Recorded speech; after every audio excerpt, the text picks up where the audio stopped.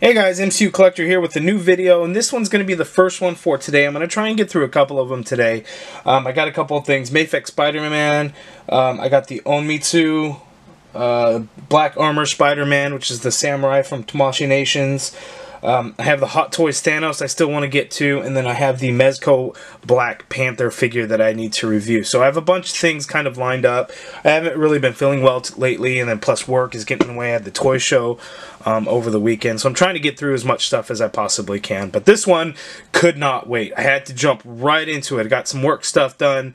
So now I can get right to this and get it reviewed for you guys, because I am very curious to see how this figure is and how it comes out. So General Grievous was a pretty awesome looking character in the movies, in the prequel trilogy.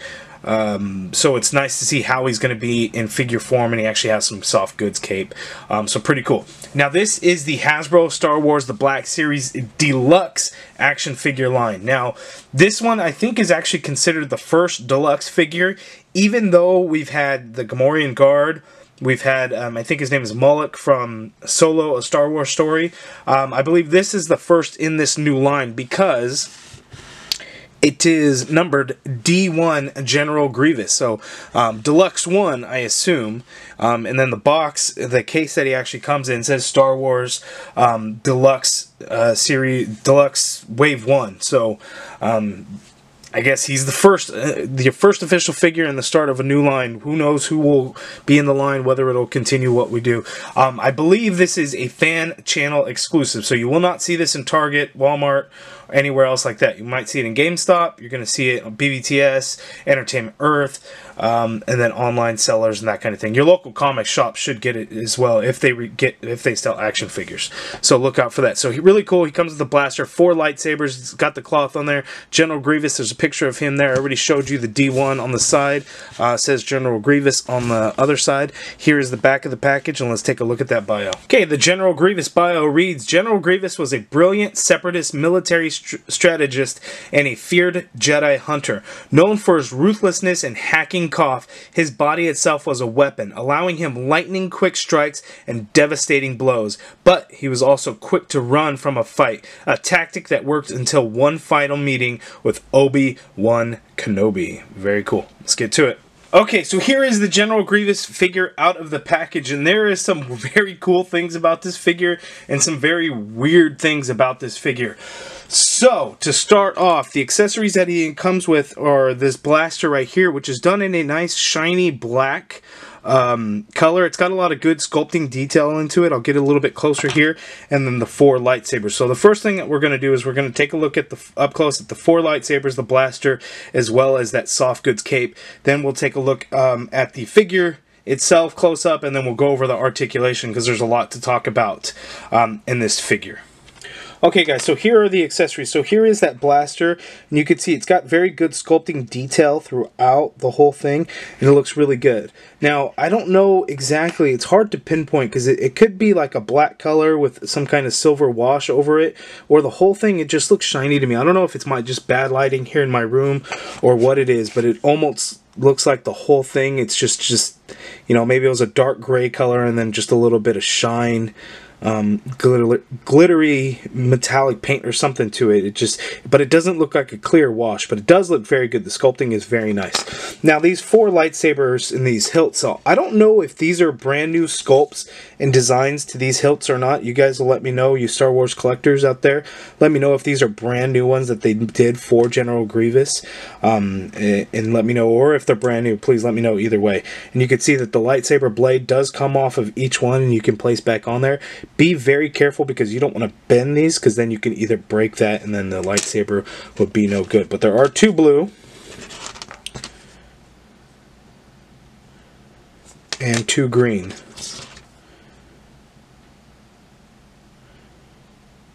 I don't recognize any of these lightsabers as any of the main characters' lightsabers, and I'm not enough of a Star Wars Black Series collector to really know, but these do not look... This one looks kind of familiar, though. I mean, again, you guys let me know. So, You can see that the blade does come out on each one of them. So those are the lightsabers. Now the next is the soft goods, which is the cape here. Now the awesome thing about the cape is it has 4 pockets here, so you can actually hold the lightsaber. So you could remove the blades and you could put the hilts right on in each little pocket here, because that's where he would store them. I mean, the pockets are a little big for them, but they store excuse me, they store quite nicely in there, so you can have it like so in the cape. Now one thing over here, and I thought this was going to be Velcro, this is actually sewed together around his collar, so it's just going to sit on there, but it does come off easily. You just wrap it around, pull it up over his head. Now out of the package they tuck this in a little bit, and when we get to close up of the figure I'll show you how that looks, but they kind of tuck it in to kind of keep it in place and sit a little bit better. But there it is, pretty awesome looking. It's just done in a gray color on the back and then red all in the inside, so we'll take another look at that as we look at the figure. But it's sewed up all the way across, but here at the bottom it is opened up inside to show the dual layer of it. But really cool. Now let's look at the figure. Okay guys, so here is a close-up on the General Grievous figure. Now what I'm trying to do here is so you can see if the eyes have that reptilian look to it. Then you could see what I guess was his skin before the cyborg upgrades to him. You could see that brownish reddish skin tone that he has in there. That's very accurate from what I remember in the film, and looks very good. So the details are there. The eyes look a kind of neon greenish with the black pupil, but again that's like the that reptile looking eye, and then it has the digital print, so you could see kind of the dots to it on how it came out, and it looks very good. Now another detail that you could see in there is kind of some of the weathering detail that they put on the figure. So like on his head, you could see, you know, the scuff marks and kind of the battle damage that he's had in his various different fights, and then you're actually going to see that weathering kind of throughout the figure itself. It looks like there's, I don't know if that's kind of just how the defect, if it's just a defect in the plastic and the manufacturing. Well, it's got some on the arm, so you can actually see some scratches that are actually sculpted into the figure itself, like on the arm there, and then on the chest piece you could see it a little bit. So they did a lot of detail on those kinds of things for the figure. But looking at like the neck, there's all kinds of detail in the sculpt of this thing just to produce the figure. Now this thing is very thin. It reminds me a lot of like the Battle Droid. If you guys would have watched my review for that, you know that this thing is very thin. This figure itself is no exception to that. It's the same thing. So it's a very thin figure, so you want to be very careful with it. But a lot of great details are actually here on the figure. So you could just see the hoses and things that are in there. So it's not just like a solid neck piece that he's sitting on. There's a bunch of different pieces on there that are really holding it together. So a lot of great detail there. So I really like the way that looks. Here in the torso body part, we're not going to see as much of the detail. It's just done in a it's a really dark gray, almost black color throughout here. Now it does not open up or anything. This is a little bit of a softer, like a harder rubber, not really a hard plastic. You can't really open it up, but you can kind of open there and you can see that there's no detail. So you don't see any of the organic portions to his body that are still left in there or anything like that. On the back, there's not really anything, but again, we get some of the sculpted detail and cracks and stuff throughout his body.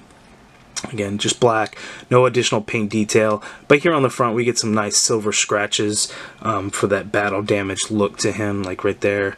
And we get some scuffs and sculpted scratches throughout the rest of it there. I'm gonna be going over the articulation here pretty soon, but that way you can kind of see just how the figure itself looks. Down to his shins. Again, a lot of the sculpted scratches. And then his feet. Now, these feet are a little bit difficult to work with because there is no ankle pivot articulation. But you get a weird, I guess, shin I don't know if that's what you would call the ankle, but there's some weird point of articulation there. Now another thing that's really cool, and here's the right arm. You can see that he has 4 arms, but these clip together completely, so you can actually have him with 2 arms, which when we first are introduced to him in episode 2, Attack of the Clones, that you think he has 2 arms, but he really he has 4. So they're on the same shoulder joint, but each one has its own point of articulation at that shoulder there. And then what you do is, see this part right there, that's actually going to port right on into the figure, into that arm there. And then it also this part right here ports into this arm there. And then the hands, this plugs right into there. So you could see how the arms come together. So you're going to port it up there. Then here at the forearm, you're going to port it in. Of course, it doesn't want to do it while I'm on camera there. Ports in there, and then the hand, again, just ports in together.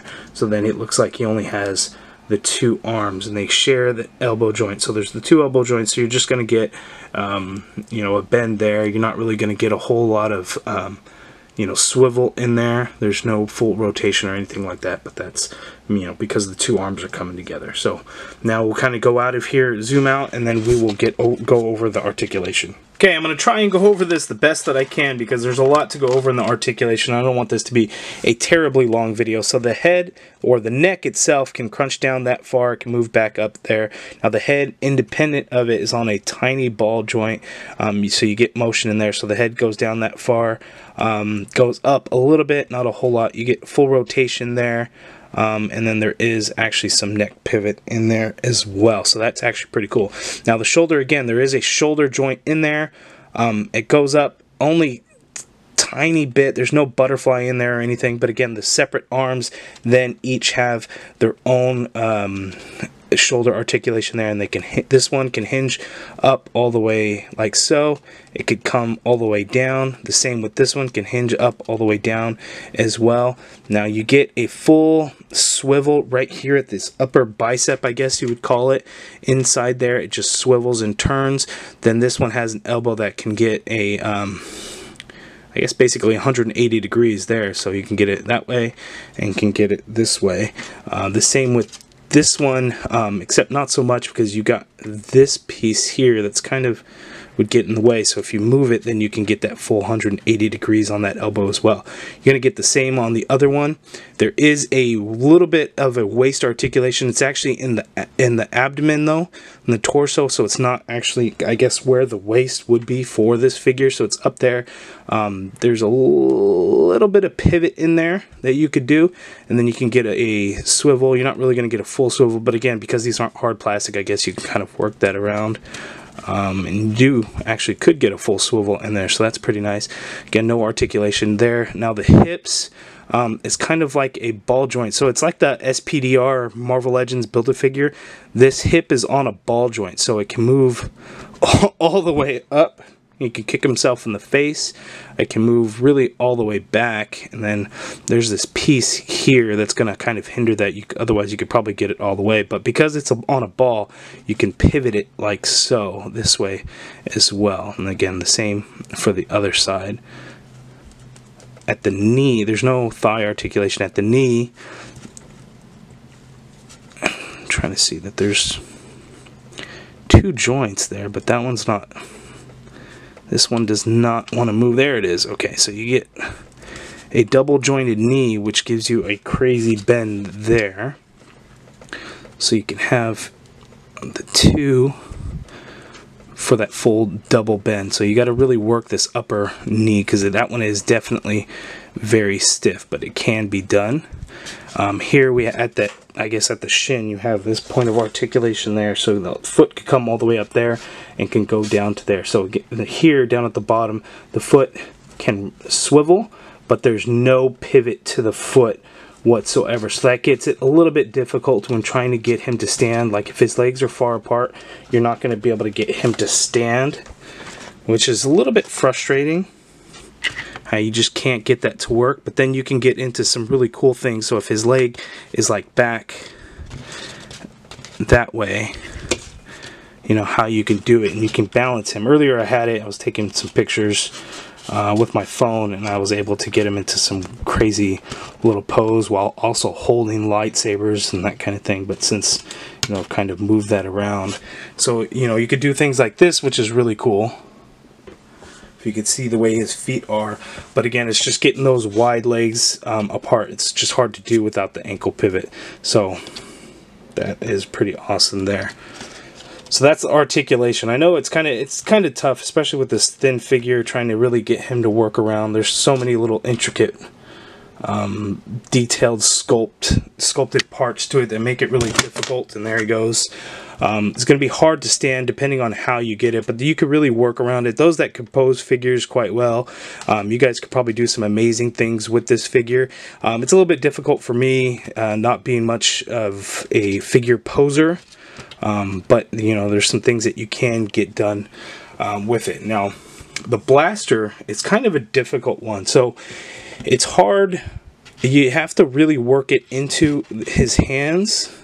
And you know, based on the movie, or based on from one of the cartoons, I think Clone Wars cartoon, I didn't watch that one.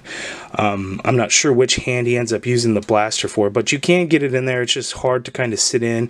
Now, if you have the arms clipped together, it's also very difficult because you have to work it in there while he's holding, or while the two arms are stuck together, and it's a little bit difficult to try and get the hand in there. And then here, when the arms are separated, the hand can actually go into the trigger, but when their hands are together, it really can't be done.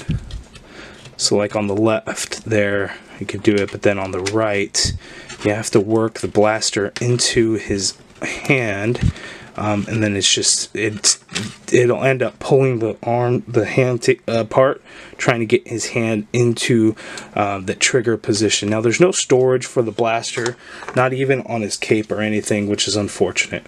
But to put the cape on, you just kind of rest it on over his head, and then out of the package, like I had mentioned, they actually have it kind of tucked away on this back piece here. You can kind of pull it back and just kind of tuck that cape in there, so it kind of holds on there a little bit better and exposes his neck. So I like the way that ends up looking.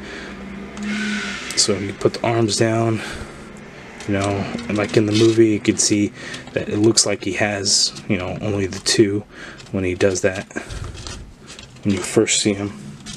So I like the way that looks. So there it is. That's the figure.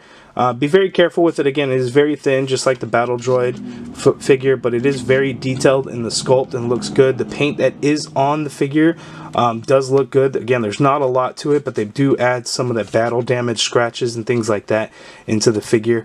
But if you have him posed on the shelf, he's going to look great.